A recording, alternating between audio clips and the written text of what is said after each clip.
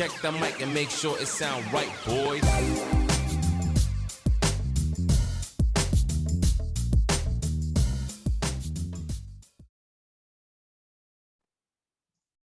Hello. Good day, mate. Oh, you're in Australia. You're not only at the beach, you're at the beach in Australia. I decided to come down and see Tiana.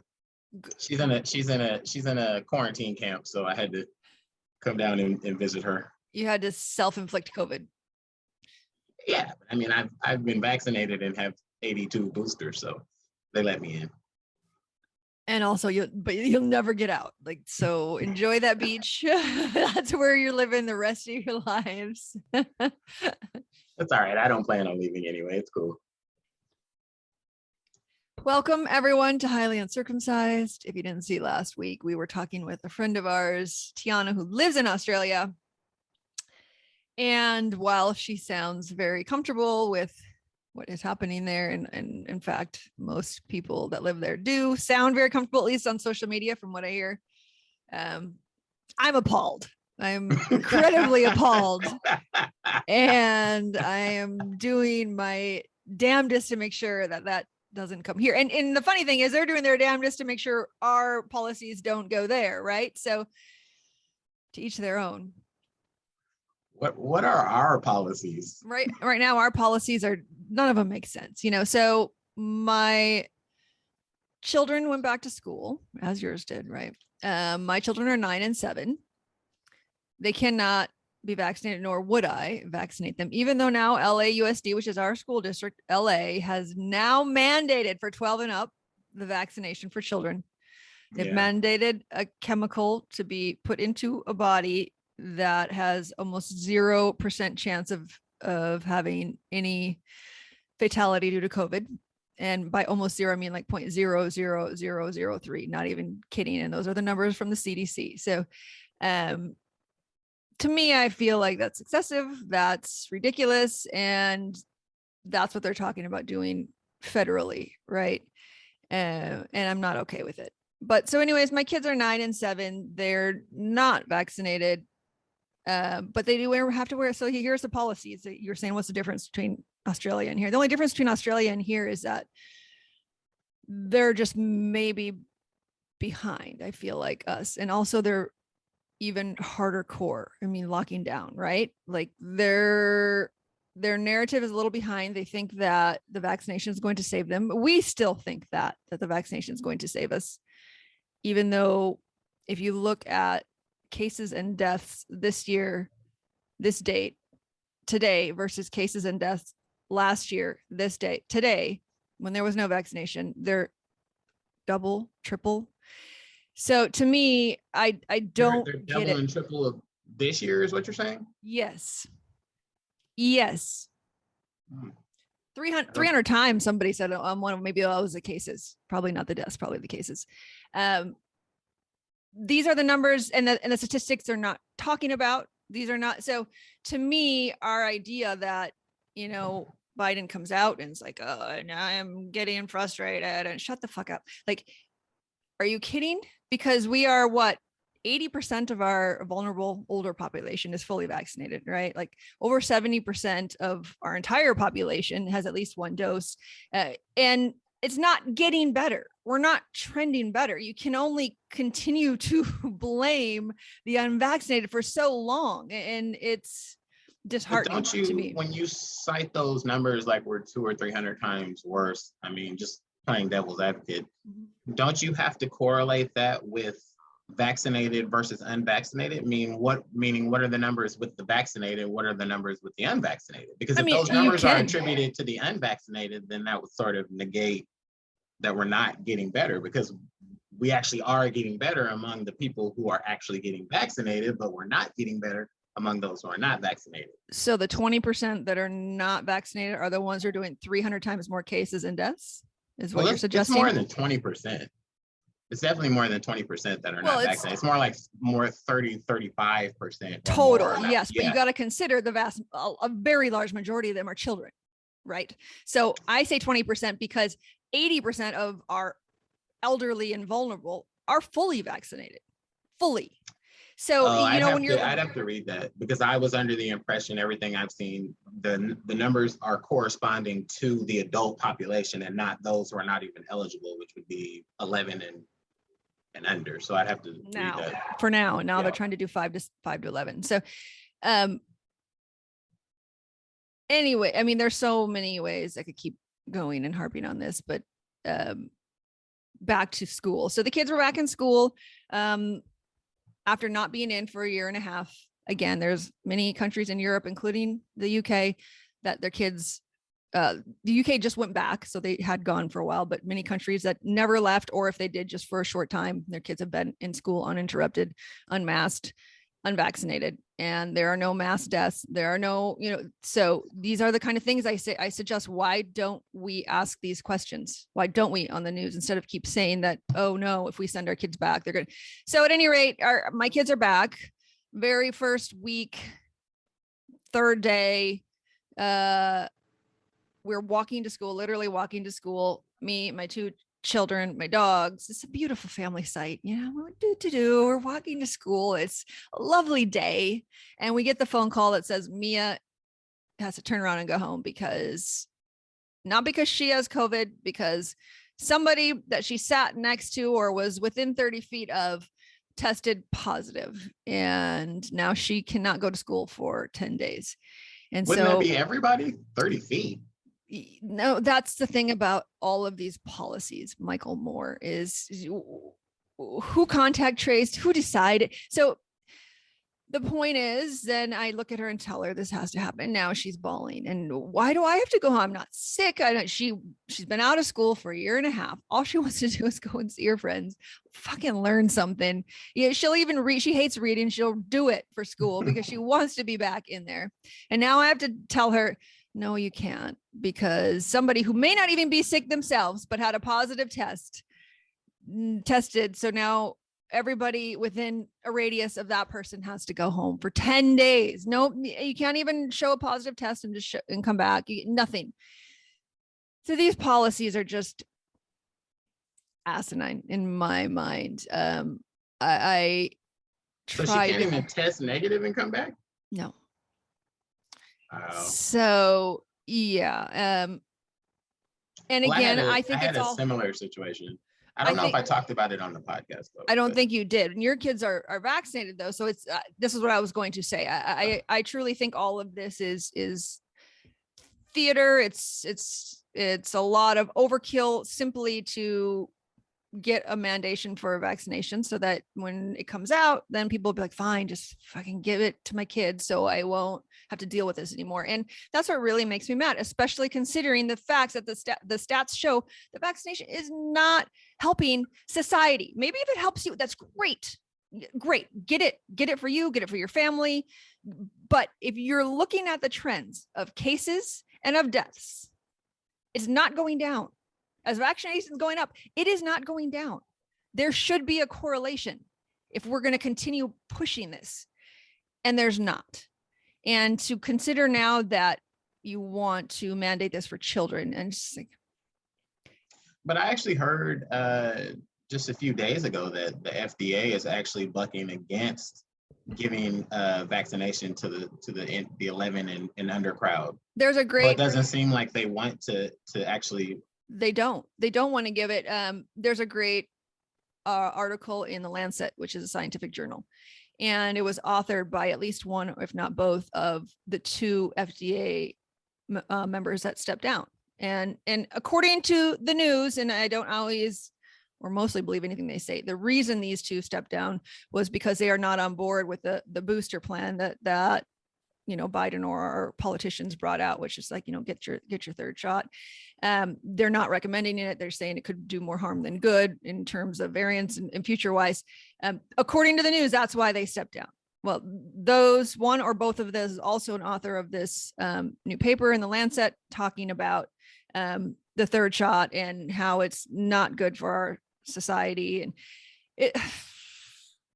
the stuff that we are doing, and same with Australia, without really looking at the science, all the while saying, trust the science, just really has me so confused. I'm like, what I feel like I'm in the Twilight Zone. I really do. And mostly I just want it to be better for my children. Like I can handle it, like mentally I'll be fine, but I didn't want my kids to have to experience this. So for the last year and a half, I have never even really talked to them about this. If I had a bad day, like mentally, like I was just like overwhelmed or stressed just because of all this crap, I still wouldn't share it with them. I mean, we would just have a normal life. I mean, they knew that, you know, we're not going to have a lot of friend visits this year and it just happens. And they knew that, but they didn't have the level of stress that now immediately after being in school for a week they have.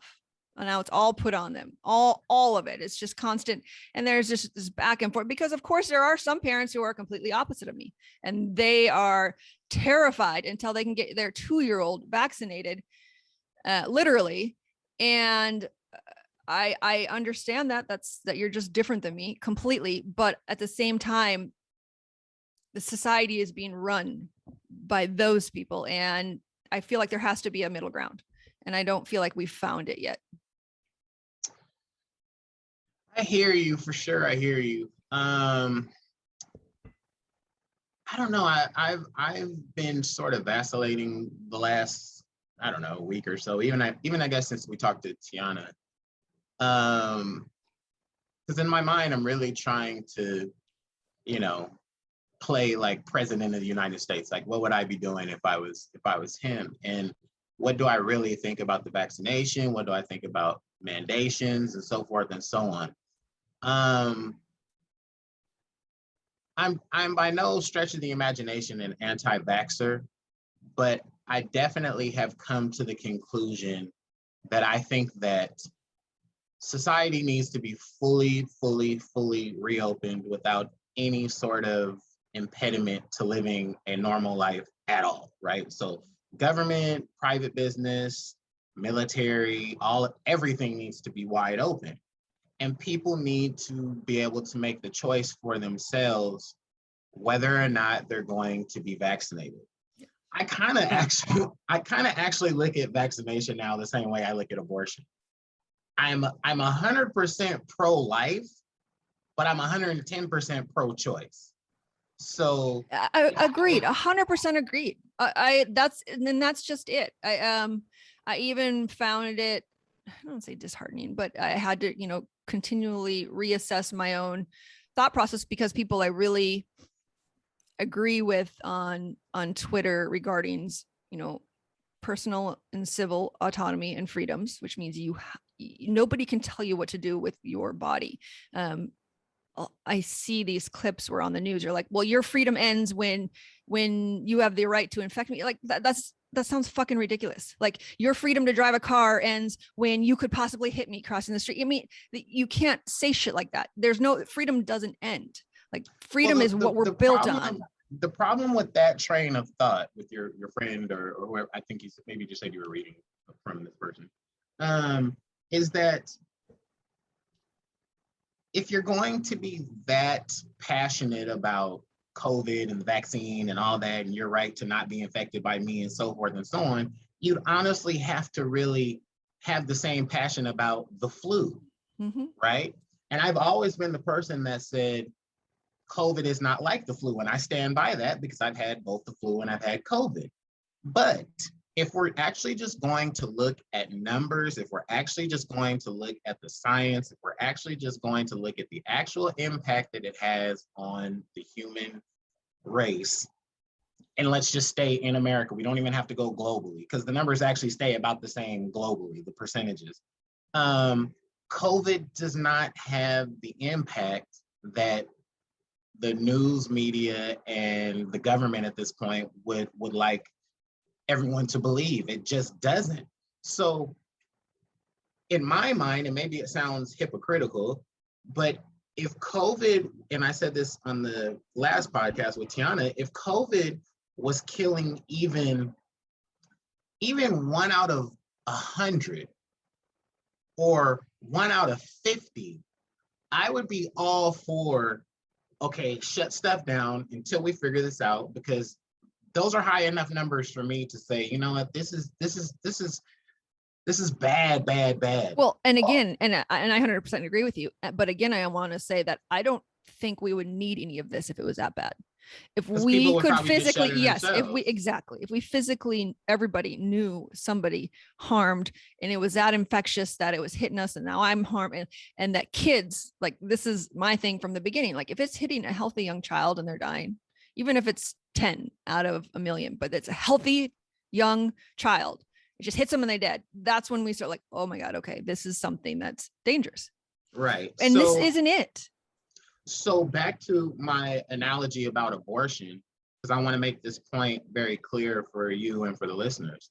If a young lady had come to me, and by the way, I've actually had this happen in my life, but let's just say hypothetically, a young woman comes to me and says, you know, I'm pregnant. I'm not saying pregnant by me. She's just telling me she's pregnant because we're friends. Yeah, I mean, I know I have like 12 illegitimate kids out there, so it's fine. Don't even worry about it. He got married when he was like 10. I was 4 when I got married, and I played the field when I was like 3. So, you know, yeah. Anyway, whatever. I would absolutely tell her this. I hope that you have the strength to give birth to your baby, because it's still your baby. And I know it's going to be rough. I know it's going to be tough, but it's yours, and I think you'll be okay. But if you feel the need to have an abortion, then just know, like, I'm not judging you. I love you. You know, that's between you and your God if you believe in God. And if you don't believe in God, it's between you and your conscience and how you're going to handle it. But it's your body. No man should ever be able to legislate what happens to a woman and what she does to her body, like they've done in Texas. And that's where I have now landed when it comes to the vaccine, because I've heard so many arguments now on both sides of the fence. I've heard every argument from every person coming from every point of view: conservative, liberal, black, white, Democrat, Republican, da da da da da da. And I have now arrived at what I feel is just my last stance on this whole thing, which is, if someone wants to take a chance that COVID is not going to kill them, and they feel like they are physically prepared to handle COVID and whatever it brings to them, then it is absolutely their right to either be stupid or to be intelligent, however you see them. Mm-hmm. But one thing I'm really tired of is I'm tired of people shaming other people for either getting the vaccine or not getting the vaccine. Mm-hmm. Why that would be akin, again, to literally shaming a woman, in my mind, for having an abortion. I had an abortion. Oh, you're going straight to hell. Like, how do we look at people that stand on street corners with their churches and yell out stuff like, you know, you're going to hell because you had an abortion, or, you know, fags are going to hell, that kind of stuff. Like, people deserve to live and make the choices they want to make based on what allows them to sleep at night. Preach. If your choice is not hurting me directly, right? If your choice is not going to kill me, in the sense, like, if you had Ebola and I come over to your house, Nicole Juergens, and you don't tell me you have Ebola, I'm going to be highly pissed off. Again, if people, like, exactly, again, if Ebola is running rampant in our world, it's a very different story. And that's the whole problem with this narrative, this idea that we're selfish for not getting a vaccination that raises your chance of living from 0.087% to 0.097%. You know, I mean, it's basically like saying it was suited. It's basically like saying that, and that's where, like, the lot. But I did want to address that abortion thing, because it did have me really rethink, because I've always been pro-choice, always. Again, obviously I'm all for personal autonomy. I just number one, I think the minute you give somebody else the right to tell you what to do with your body, there is no freedom. And we've talked about this a lot, and I think our entire country, or what it's meant to be based on, is the idea that we are free, that we run the government, they don't run us, that we run, you know. So, and slowly we can see it, that's starting to erode, and they're growing more and more powerful while people are asking for more and more freedoms to be taken away. Correct. But exactly. Because I was going to kind of touch on that, but go ahead.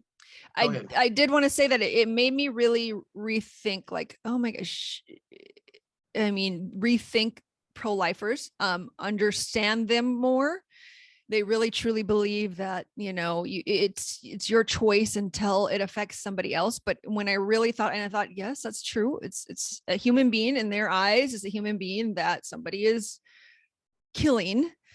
I can see where they can see that. But at the end of the day, and when it gets down to it, how can you tell this woman what she has to do with her body? You're basically giving this new human being, and when life starts is another debate, precedence over her, right? So to me, it came down to, again, it has to be personal choice. Do I like abortion? No. Do I want there to be abortion? No. But you cannot tell somebody what to do with their body, and it's in all situations. And I just believe if we just stuck to that one single thing and kept politics out of it, number one, we won't even be here where we are right now. And number two, life would be so much better. Now, like you said, of course, there's consequences. You can do things and there's consequence. Like you said, if someone had Ebola and just gave it to people on purpose, like there's going to be consequences for that person, but to mandate an entire society has to do a certain thing into their body, it just can't be. If there's any possibility of death, even, which with this vaccine there is, I'm sure, very small, but you can't make somebody make that choice. You cannot. And so again, you and I are on the same page. I fully agree with everything you said. I would just add this. This is what I find most frustrating about America. Let's just call America. The same people who are talking about all these freedoms and all of this liberty and all of this, the cause of freedom and liberty and justice for all, are the same people that have literally told women in Texas, you cannot have an abortion after 6 weeks. And 90% of women can't even tell you they're pregnant at 6 weeks. My wife has been pregnant 3 times, 3 successful pregnancies. And I don't think we knew she was pregnant before at least 2 months, which would be 8 weeks, 9 weeks for any one of them. I just don't see how things are going to get better in the COVID fight as long as there's so much hypocrisy about what the overarching theme of the COVID fight is, which is freedom. Preach. You cannot tell me,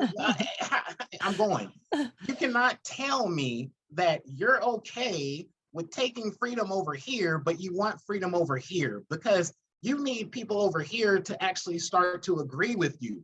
We need to all find a place to meet in the middle in order to fight the real powers that be about our freedom and liberty. But as long as the general population, and by the way, I think the government loves this, as long as the general population can't even come together and say, well, one freedom is good, but the other freedom is not so good, there'll never be any real progress. Never, never, never, never, never. I think, there's going to be progress. There always is in life. We always think that, but then you look back 10 years and look at how far we've come. But I think that honestly, and of course, this is my bias because this is, my number one value is freedom in life and always, having the freedom to do what I want, when I want, where I want, like that to me is success.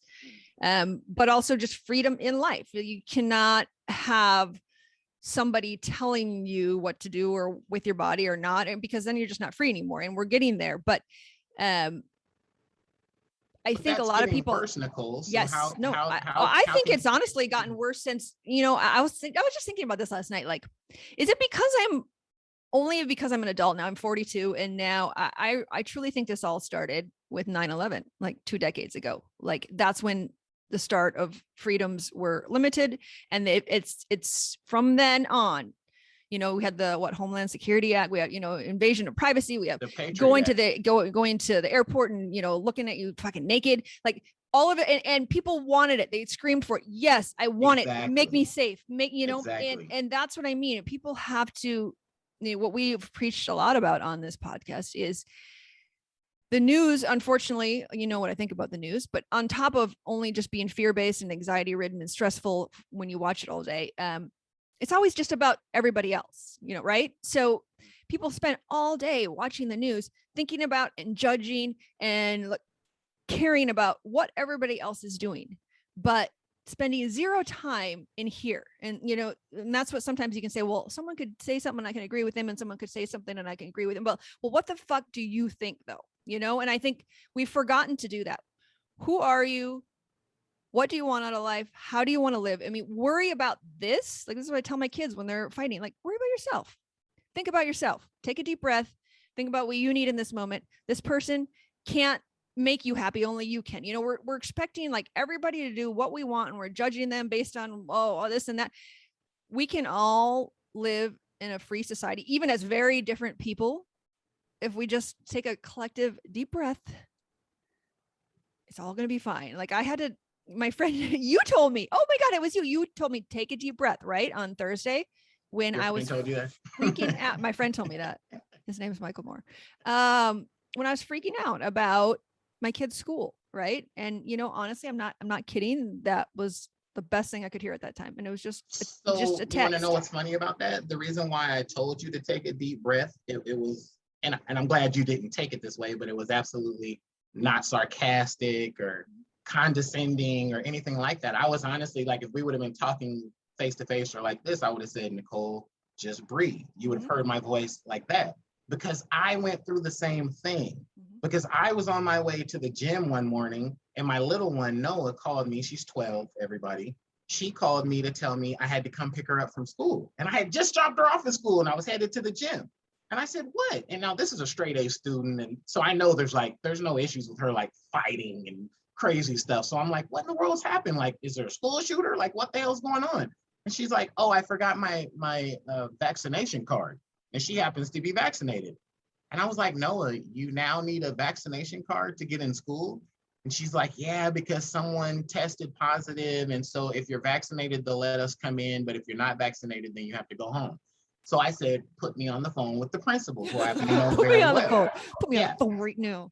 I said, put me on the phone with the principal, who I happen to know very well, because I've had several kids matriculate through this junior high, and my little nephews and nieces have gone through, so they know the Moores very well.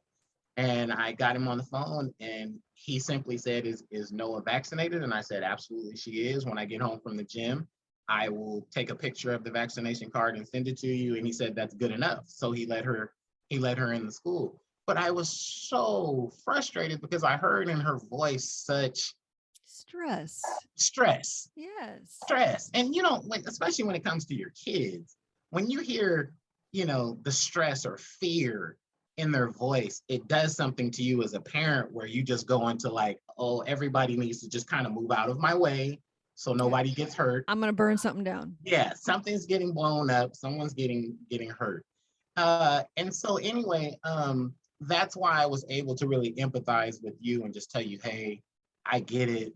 Just breathe. You're going to get through it. She's going to get through it. I know what's going on here. I'm of the opinion that people don't really understand what real freedom looks like. I mean, real freedom. Not just the freedom to be able to say Donald Trump sucks or Joe Biden sucks and no cops are going to show up at your door. I'm talking about the freedom where you say, you know what? Back to abortion. That 18-year-old doesn't feel like she's ready to support another life. And it's growing inside of her and not you. And it should be up to her to remove that in the same way that she would remove a tumor if she had that. Now, on a moral, just sort of conscious, hopeful level, again, I would want to be able to speak to her and let her know life's going to throw a lot of different stuff at you, but you're going to get through it in the same way that you'll get through having this baby. But real freedom says, let her make the choice. Now, if she shows up at school with a submachine gun and wants to shoot everybody, I say, cut her down and cut her down quick, whichever person is there with the gun first, right? Her freedoms have been given up because now that's consequences again. Exactly. Now she's trying to take life, liberty, and the pursuit of happiness away from a bunch of other kids, right? So again, as simple as it is to state, it's such a complex, nuanced ideology, which is you have to live and let other people live. Live and let live. And that's what it is. And I've been through so many evolutions pertaining to this COVID thing, and you know this because you and I have talked about this more than I've probably talked about this with anybody on planet Earth. You know where I started, you know where I was in the middle, you know where I am now. I'm at the point where, again, I just am like, let everybody live. If people want to go out there and get COVID and risk going to be on a ventilator and they're that 1% or 1% of 1%, I'm sorry, it's on them. And that's what it is. And if people want to go get vaccinated, don't tell us how dumb we are for taking a vaccine because it was a new thing and it was new research and all of this kind of stuff. But we felt comfortable to do it. Just let us do it. That's what I say. Of course. And there's a lot of, and people say, oh, but people will die. And like, no, the science actually doesn't support that. I wanted to show the stats of where I got this WHO thing. Let me do this. So here, right? You can see this, correct? Mm-hmm. So this is Steve D's show. He's very freedom centered, and people who are incredibly very, very left will be like, he's a conspiracy theorist. At any rate, the point is, in this specific tweet, he is quoting exactly WHO's stats, and it's right here if you want to click on it and see it yourself. But so here's the WHO. Here's COVID data first week of September 2021 versus 2020. So 2021, the cases are 1,034,000. 2020, they were 243,000, right? 324% increase in cases. Now, a year later. Does that mean active cases or total cases? Like I had COVID and now I'm a member of that number, right? Like I believe that means can't be like active cases, can it? I think it is active cases. That's the point. Really? I mean, because there's no, if that was just, I had COVID, it would be like 4 million or something, right? At this point, wouldn't it be 5 million, 6 million? I don't know what's in our country, but yeah, it would definitely be in the millions. Definitely millions. So I believe this is just active cases, which, and of course, this is definitely inflated because now we're doing these mass testing in schools, all this asymptomatic, right? Of course, it's definitely inflated for sure. But considering when our policy is suggesting that we just need more vaccinations, why don't we consider this, right? So we've had vaccinations now for 8 months. We have a large percent of the population fully vaccinated. And now cases, 324% increase, deaths, 127% increase in deaths this year versus last year. Please tell me, I mean, you can try and pick through that and make all the excuses you want. What time period is that in? Because in September, we're far. It's just September. Okay. Yeah, the first week, the first week of September. Yeah, and you can click on the WHO and go look for yourself. But this is what I'm talking about with. That's what I'm talking about with the idea that and what I was trying to tell Tiana about Australia is that I think they're behind on the times, and we can look at our own data to see that. You can look at, like we said, Israel, who has a third booster and considering a fourth, and the most vaccinated, one of the 5th most vaccinated country in the world, and they're doing terrible. And there's also other countries that did way less and are doing just fine. And so to consider that this one approach is the savior is crazy. And on top of that, then there's stories about, of course, the drug that we can't mention, even though it works because it's fucking cheap. These kind of things are being pushed behind the scenes because nobody can make money off of them. And instead, people are dying without this preventative treatments that they could be getting. And because the whole narrative is about, I'm upset at the unvaccinated. And it's just bullshit. And I just can't wait until more and more people start realizing it. And there definitely are from a year ago to today, a lot more people are like, wait a second, this doesn't make sense. Yes, it doesn't make sense. It is incredibly hypocritical. And I want to even show this even more. So we were talking about, just opening everything. Of course, everything should just be open up. You know who also believes that? Our own fucking leadership believes that. You know how I know? Let's see here. Here's a tweet that I just tweeted today because I'm incredibly disgusted with all of it. I truly am. Here's this one. Can you see this? Here we go. So I was talking about, you remember Hunger Games? So I was like, I went to bed and woke up in Pan Am, and I swear to fucking God, that's what it looked like. All these pictures of these politicians and celebrities and what else at the Met Gala, right? Well, these politicians are the ones who are making the rules about our kids, 6-year-olds, 7-year-olds have to be in masks. This is in San Diego. This is right next door to us.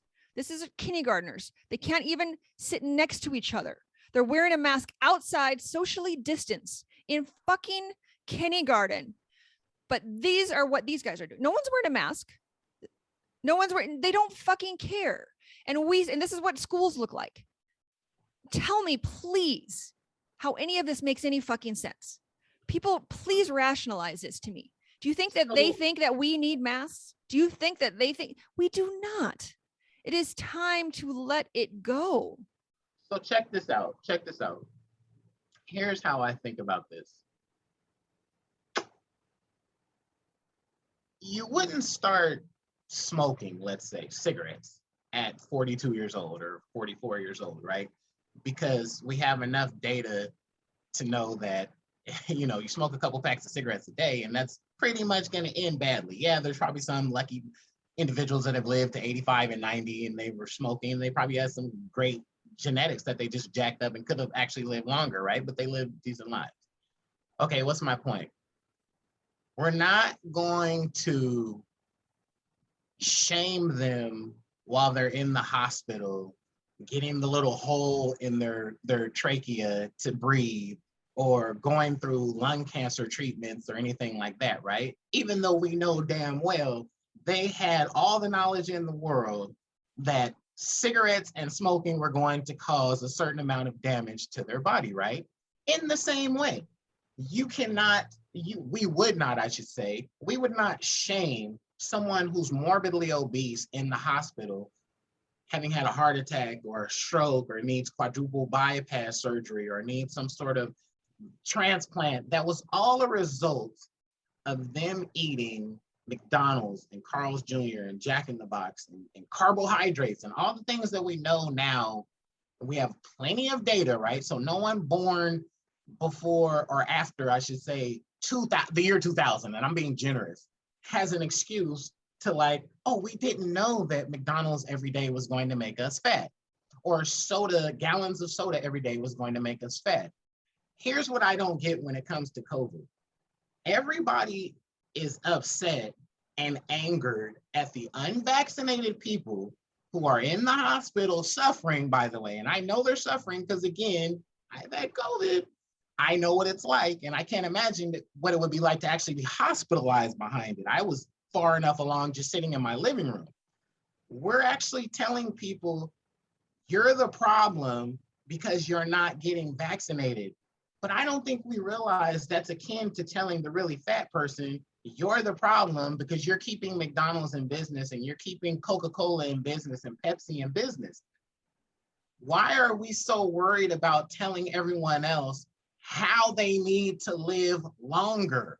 The people who are not vaccinated have more than enough data to decide, well, I either can take a shot at this thing and roll the dice, or I can go get vaccinated and hope that it works for me. My point is simply, we're literally spinning our wheels over something that we cannot control because people who don't want to get vaccinated are dug in the same way that people who get vaccinated are dug in that it's the right thing to do. But the bottom line is, it's not hurting you, because if you really believe in the vaccine, then you understand you shouldn't be hospitalized if you're vaccinated, even if you get COVID, and you certainly shouldn't be ventilated, and you certainly shouldn't die.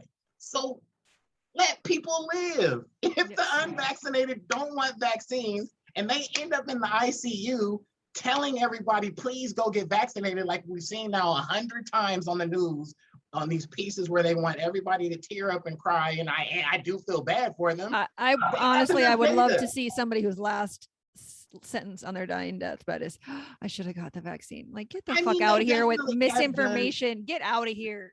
They definitely have done stories like that. I have seen a lot of them. Like, how many like, really? All these people died, and it's like, Look, Should've got all the I know vaccine. is I saw just yesterday a couple that literally died within 2 days of each other, and they have 5 little kids. And the wife's last words were essentially, I wish I would have gotten vaccinated, and everybody needs to get vaccinated. Of course. And do you not think that this is perhaps smear campaigns or misinformation that they're talking about? I have no doubt. But my point is just simply the unvaccinated are not killing the vaccinated. So why are the vaccinated so adamant about shaming the unvaccinated? And vice versa, the unvaccinated need to understand that the vaccinated may just live a little more fearful than them, but it's certainly not hurting them, the unvaccinated, for the vaccinated to get vaccinated. I want to show you something, because I want to talk about this. And this is why people think that. This is why people think that the unvaccinated are hurting them, because number one, it's coming from our very top, from our president, all the way on down. It's coming from the very scientific institutions that are meant to spread their real data, which they're not. Before you show me what you're going to show me, I just want to tell you real quickly. I went to a memorial service for a friend on Saturday. Okay? He was 80-something-year-old guy, so he lived a nice long life, and he did not die of COVID. Okay. As we were walking into the service, someone who was with me, I will not name, said, "Are you going to put on your mask?" Because I noticed that like 60 or 70% of the people did not have masks on, and I was like, "I'm not wearing a mask. It's 100 degrees in here. I'm not wearing a mask." And so this person said, "Are you going to wear a mask?" And I was like, "No." And then this person was like, "Why?" And I was like, "Because I'm vaccinated. I've had COVID. And it doesn't make sense." Meaning, if I really believe that the vaccination is a good thing, it doesn't make sense for me to mask up right here, worried about COVID, right? That was my point. So go for it. I want to talk about, from the very beginning, there was a lot of talk of misinformation about people who were saying, well, should we really look at this vaccination for a minute because it's incredibly novel, and, could there be anyone who add a question, they were immediately labeled misinformation. There's been a shit ton of censorship. It's bad. I'm not going to get all into it right now, but I wanted to address the idea that there's all these news stories of people who on their deathbed all of a sudden say, "Oh, I should have got that vaccine." Like, that's a perfect news story, isn't it? I want to share.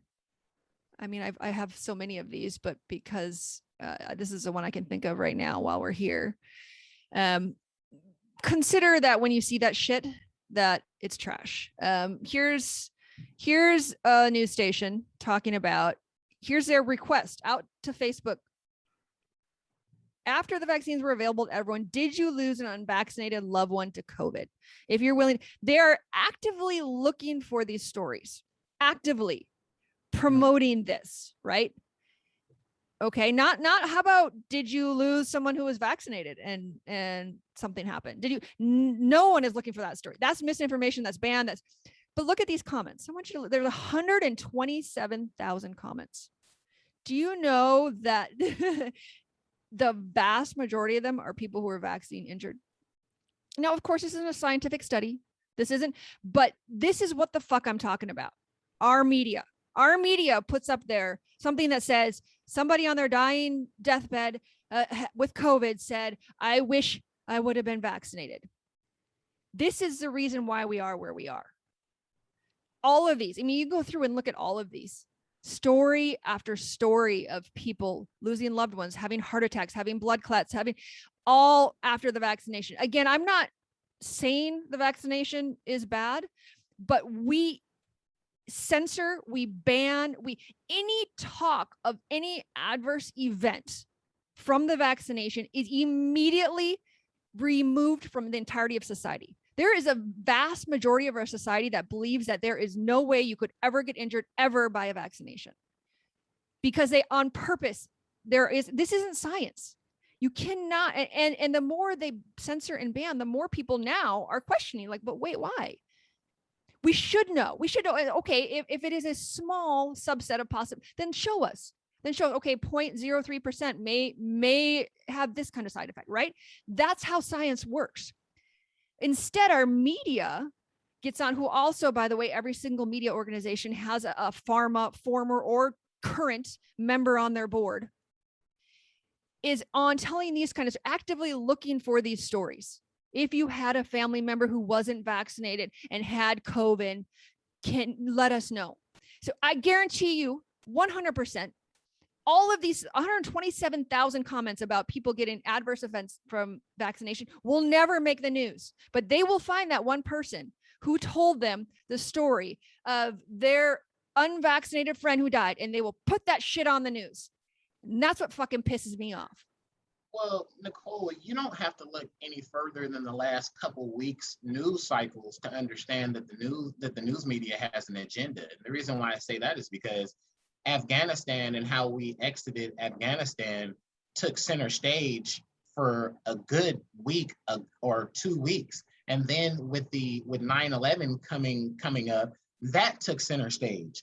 The news media is not even savvy enough to try and trick us into believing that they actually care, because really all they do is try and pump up whatever the major story is. They don't care about COVID. They don't care about how many people are dying from COVID or how many people are living from COVID, because you certainly never hear about all the people who overcome COVID, right? Who overcome COVID. That's what I think. I think there should be a running tally. You know, they used to have the fucking death stats every day. This many people died of COVID. You notice they don't do that anymore because the number is actually low. I don't notice that because I don't even pay attention anymore. I literally fast forward through anything having to do with COVID. Why don't they do that? Like these are how many people have recovered. The millions of people have recovered from COVID. This is great. Let's applaud this. People don't question and say, well, wait, maybe the news is not actually feeding me the information that's going to be beneficial for my life, beneficial for my future, or actually at all scientific, even though they're saying follow the science. Media feeds you what they need to feed you to keep you in front of the television so you can stay long enough to watch the next commercial. Exactly. And this is what I mean about why we need to examine our own mental health and our own ability to discern information and to know who we are, first of all, instead of worrying about everybody else. Because I believe once we do that, once we actually start working on our own mental and emotional well-being, then we'll start to see this stuff, and then it can change. Until then, and we keep feeding into them and keep buying into the fear and watching this media and believing it can't change. We eat, and again, this is about personal freedom. Individually, if we cannot change, we cannot collectively change. Individually, each of us has to change. But then we can all be better. The problem, Nicole, is like what I've always stated, which is people are sheep. And people follow the voice that makes the most sense to them. And that voice is either Fox News or CNN. And whichever one makes you feel better about who you are and the way you think is what you're going to be listening to. 95% of people are not truly introspective. They don't truly go inside to make decisions on how they think. Again, I have been through so many evolutions on this COVID thing because I actually think about what do I think about this as opposed to what is being shoveled down my throat. People don't do that. And that's why, again, I know I'm pessimistic, Mike. I don't have the same outlook you have about positive things happening in the future. I think it just devolves and gets worse and worse and worse because people are so caught up in political infighting now and who's blue and who's red and recall this person and install this person and, you know, the Senate majority and the House majority and this and that and the other. It's all just draining is what it is. It's just draining. It's hard to be a 5%er. Let me put it that way. Amen. Maybe we'll leave it at that for now. Next time, I know, well, we'll talk a lot, I think, about politics next time because today is the recall election for Newsom. I actually have to go vote as soon as I close out of this thing. Don't sleep on Kevin Kiley. I'm not going to tell you what I'm doing right now, but I do know. So next week we'll talk about that. And to me, I think we can end it with this, like what you told me, take a deep breath. And it really does work. There's, conscious breathing, which you think, well, I just breathe all the time. What the fuck? Who cares? But the point is, and what I'm trying to teach my children is that all this collective stress and anxiety is not getting better until we individually learn how to manage it. And just literally taking a deep breath and just thinking about that breath while you're taking it makes a world of difference. And our whole society just needs to do that. And then realize okay, whatever's happening, can handle it. Let's not freak out. Just not start raging. Let's not, there's a time and a place. We're No, gonna, let's you know. definitely rage. I'll call you later. Okay, so we're gonna end it on with a deep breath. Next week we'll rage. You promise. Yes. All right. All We'll right. see you next week.